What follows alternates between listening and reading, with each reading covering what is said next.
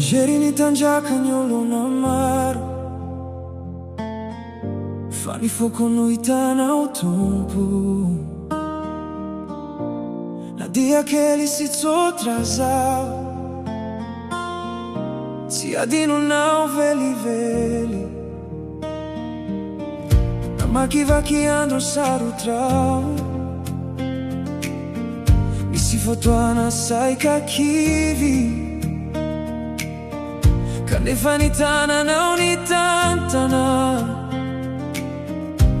ary mbola nitondray.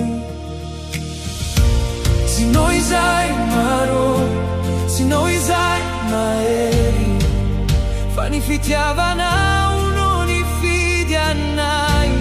Tsy hay refesina ny fahasoavanao, nanakaiky anay ianao, ary nantsoinao ho anao mandrakizay.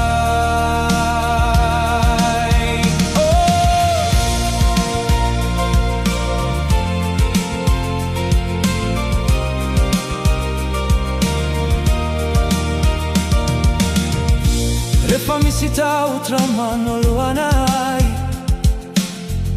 ianao no mandeha aloha,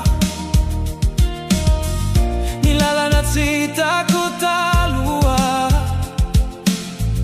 Asehonao aminy finoana, na di kely azao, na di malemy azao, mbola eo foana ianao. Ao ka ny fiainako aneo, ny fitiavanao isanandro. Sinao izay Maro, sinao izay mahery, fa ny fitiavanao no nifidy anay. Tsy hay refesina ny fahasoavanao, nanakaiky anay ianao, ary nantsoinao ho anao mandrakizay.